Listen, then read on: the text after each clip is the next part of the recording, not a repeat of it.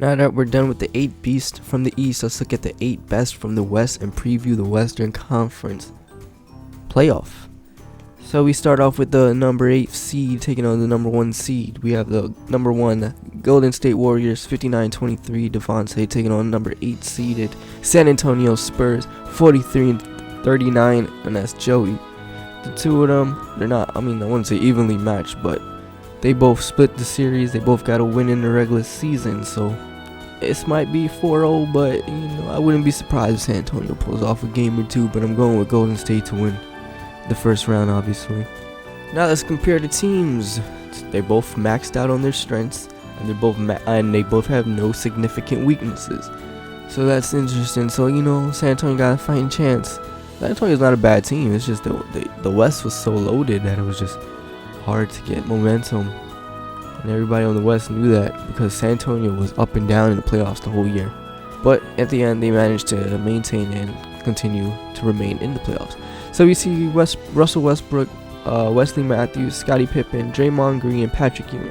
Yes, it looks like Golden State has a big 4, but they don't. Draymond Green was not part of the big 3 yet. If we do this again, he would be a part of the big 3 category. Spurs have Mo Williams, Klay Thompson, Joey Gubbins, Kevin Garnett, and Amari Stoudemire. Yeah, I guess Darren Williams is injured because Mo Williams is starting. Some stat rankings and the shot charts. So yeah, let's compare the players. Obviously, this won't be the matchup because this is barbecue chicken for Westbrook. Wesley Matthews and Klay Thompson. That's an interesting matchup. Pippen and Gubbins. This is a big matchup too, Garnett and Draymond, but we're gonna go with the center as the matchup to watch. We got Patrick Ewing taking on prime Amari Stoudemire, as they both have weakness in steals, but Patrick is not as athletic as Amari, but Patrick is more skilled overall because look at his strengths. His strengths are maxed. Amari has no maxed out strength, but he has a mid-range shot, so that's good for something. There's the basic info of the two. It is what it is. Matchups, yes, shot charts. So yeah, this should be an interesting battle. I say maybe 5 games, Golden State in 5. Because it's the playoffs, they might go ham. Because when you first seed, you can't afford to be getting washed. So yeah, Golden State has 1 injury. Taj Gibson has a broken left kneecap. He's probably gonna miss the whole playoffs. And the Spurs, anybody on the Spurs? Spurs got 3 injuries, so that's not very good. JJ Redick got a cracked vertebrae neck, broken ribs from Molly Zerbiak, and broken ankle from Boris Diaw. So I just wanted to check if Darren Williams. I'm pretty sure he has Darren Williams. Oops. He does have Darren Williams, but Darren Williams is not starting for some reason. I don't know why. He's not hurt or anything. But yeah, that's your 1-8 matchup. Number 1 seeded Golden State Warriors and Devontae taking on number 8 Joey, San Antonio Spurs. Who wins? Who knows? Who's it? We'll see. Moving on to the number 2 Houston Rockets taking on the number 7 seed Phoenix Suns. Houston Rockets 58-24. Raymond's team taking on 43-39 Phoenix Suns. Sammy's team. That's the 2-7 matchup. Happy birthday to Ray Ray because his birthday was yesterday.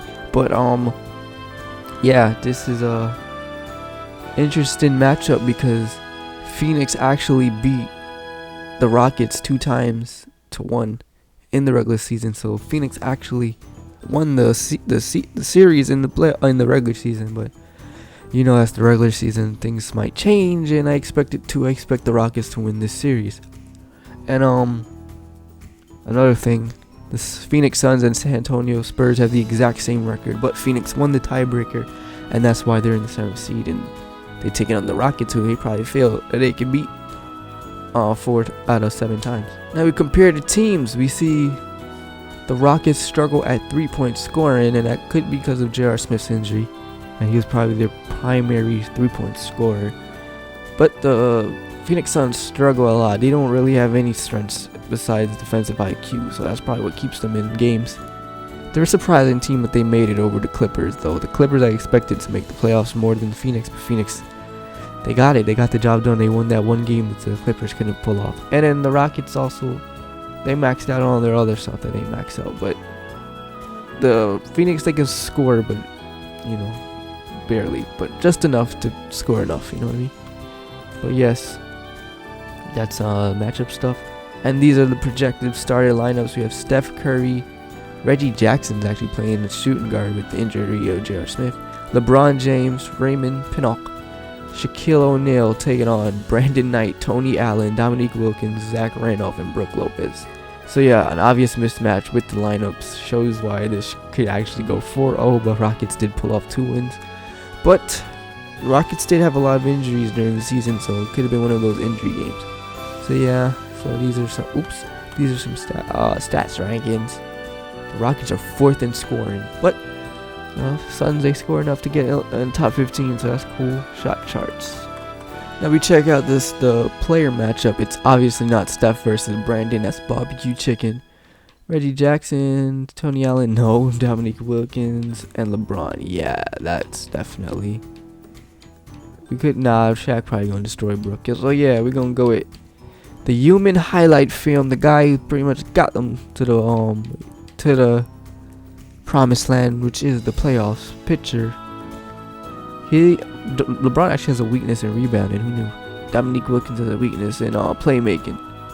Yeah, this is a crazy matchup. Both super athletic. Both love to attack the basket. Both love to do dunks. But LeBron's more of an overall player, and Dominique Wilkins in real life has never really got over the playoff hump. So I don't know if he's gonna start today or in this matchup, because LeBron, that's a tough matchup. Some basic information on the two. This is actually a younger Dominique than LeBron, so that's interesting. Matchup stuff, game stat stuff. LeBron was 23rd in scoring, whereas Dominique was 4th in scoring. So Dominique can score that ball. Yeah, and they're gonna need Dominique to do a whole lot of scoring, but I don't know how easy it's gonna be to score on LeBron every night. Check out the injuries. Phoenix Suns have no injuries, so that's something good for them. But the Rockets, like I said, had the injury to J.R. Smith, so that's your 2-7th matchup. Rockets and the Suns. Now we move on to the 3-6 matchup, where we see the 3rd seed taking on the 6th seed, obviously. The 3rd seeded Dallas Mavericks, 56-26, taking on the 6th seeded Oklahoma City Thunder, 47-35. This is Rob's Dallas versus Kimberly's OKC. And this matchup happened in real life, but I doubt we'll see similar results. Actually, we could, because it really depends on Dallas' situation. But in the regular season, Dallas did win the series pretty easily, defeating the Thunder 3 out of 4 times. Team comparison, the Mavericks can't really hit 3-pointers. They're a really bad 3-point shooting team, and that's only because Larry Bird's not there. If Larry Bird was there, I'm pretty sure that would not be a weakness, but he should be returning. The question is, will he be 100% when he returns? Will his overall go back to the 90 overall, or will he struggle to adjust? He's been out pretty much the entire second half of the season, and they don't have Penny Hardaway right now. And Thunder, I believe, is fully healthy, so their weakness is his blocks, though, and he has Mavericks got a lot of big men, so maybe they can find an exploit there. But the Thunder are extremely athletic and can score the rock, so it's this crazy matchup. It could go either way. This might be the upset matchup, only pretty much due to injury. So this is the projected starter lineups for the team: Ty Lawson, Tracy McGrady, Jamal Crawford, Greg Monroe, Andre Drummond, taking on Chris Paul, Prime Dwayne Wade, Jabari Parker, Chris Bosh, and Festus Ezeli. So yeah, seems mismatch for OKC actually. Well, no, that front line though, barbecue chicken for Dallas, because Bosh ain't really the greatest defender. Well, Festus is a pretty good defender. So here's the stats rankings, shot charts. Moving on to the player comparison, this won't be the matchup to watch. It's going to be really hard to find a matchup to watch. Actually, no, it's very easy. The obvious matchup to watch is, without a doubt, Dwayne Wade taking on Prime Tracy McGrady, the 2-guard matchup.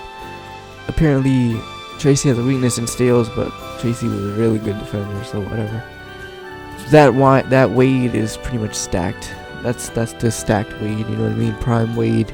It's just He's maxed everything. And apparently Tracy has maxed everything but attacking the basket, which I don't agree with. He attacks the basket very well. That should be maxed. So here's the basic information of the two. Tracy McGrady has the obvious height advantage, so I don't see Wade taking any threes. He probably wouldn't have took them anyway. Some matchup stuff. Some rankings. McGrady didn't really play like McGrady in this series. He really took an unselfish role. Did a lot of passing, not too much scoring. So I think he only averaged 11 points a game or something. That's not really Tracy McGrady like. So aggressive. I don't know why I said that, but skill badges, shot charts, and we recheck the injuries. We see Larry Bird is day to day. Pretty much, he might play game 1, might play game 2. We'll see what happens. Penny's out for a week or 2, and if he could get out the first round, he should have a pretty healthy team. His big 3 will finally be intact, but right now he's on a big 1. And the Thunder, they're just missing Jahlil Okafor, and I said in the last video, this dude's been injured pretty much the entire year with different injuries. So that's your 3-6 matchup, sorry. I am picking Dallas in 7 though. So we'll see what happens. And we move on to the final matchup of the Western Conference playoffs first round, and that is my 4th seeded Portland TrailBlazers 50-30 taking on Mia's 5th seeded Los Angeles Lakers at 49-33. I'm not worried. I'm not worried at all. I'm a little worried. I'm a little bit worried. Right, because this is a close battle. Right, I'm a little bit worried. I did beat them 2 out of 3 times in the regular season. And I'm Blakeless, so I got some injuries. I'm not worried though. There's no fear. I'm gonna win. Like, I'm not scared at all. Like, here's the team comparison. I got no reason to be scared. I got home court. I just gotta win every single game home, and I believe I will win this in 4 sweep. Nah, I'm playing. We're gonna win in like at least 6 or 7, probably 7. But either way, in 6th game, I will be moving on to the next round to play the winner of the 1-8 matchup, where I don't have home court advantage anymore, and I'm still not worried. So listen, apparently neither team can hit 3-pointers, which is a lie because I have plenty of 3-point shooters on my team, so I don't know what they talking about. Low post defense, whatever. They can't hit 3s and they can't steal the ball, so we just gotta protect the ball and do good. We beat them off athleticism, but they can block shots, but we can block shots too, so we ain't worried. We'll attack the basket. We gonna kill that basket, even though they got the defensive player of the year on their team, David Robinson. It's all good, I believe I will win this. This is the projected starting lineups. We have Damian Lillard, we have me, Zachary, we have Andrew Wiggins, Anthony Davis, and Hassan Whiteside filling in for the injured Blake Griffin. And on the Lakers, they have Tony Parker, Tyreek Evans, Jimmy Butler, Derek Favors, and David Robinson. I ain't tripping at all. I ain't tripping. So check it out. The stats rankings. We were 9th in scoring. They were 19th in scoring. All we gotta do is score more points than them. That's all we have to do. And we win. That's the whole point of the NBA, right? Yep. We ain't really gotta go through it because this is obviously the matchup to watch. Is definitely 100% without a doubt the point guard matchup between Tony Parker and Damian Lillard. That is not a prime Tony Parker. That is right now old man Tony Parker. So I fully expect Damian Lillard to go at his throat and just dominate him. Athletically, his defensive IQ apparently isn't that great, but neither is Tony Parker's. So that's barbecue chicken for Damian Lillard. I want Damian to drop 50 on him a night. I'm talking every night. He's more athletic. He's not a better playmaker, but according to this, he's a better playmaker. I guess that's how bad Tony Parker was last season. But listen, Dame gonna win this matchup. Basic information: he's an inch taller, he's 10 pounds heavier, he has 1 inch reach span, and he's a lot younger. That's all that matters. Between Lillard and Davis and pretty much myself, we should be able to pull off this victory. The faster the better, to be honest, so we can just head off, get ready, get everybody back. And if I sound biased towards the TrailBlazers, obviously I am, because that's my team. So yeah, oh my god, it's 2 to 4 weeks. I thought it was 1 to 2 weeks. So if we can make the Western Conference semis, we might get to see DeMar Carroll come back from his broken leg, and Blake from this dude got knee tendonitis. Like, dude, how old are you? How old is Blake? Blake 27, he got right knee tendonitis. Come on, bro. And the Lakers, do the Lakers have any injuries? They do. Eddie Jones has a torn right hamstring. That's why Tyreek Evans is starting. I'm not tripping, but yeah, that's your Western Conference playoff preview. Comment your predictions and stuff. Like, share, subscribe. Thanks for watching. I'm out. 1.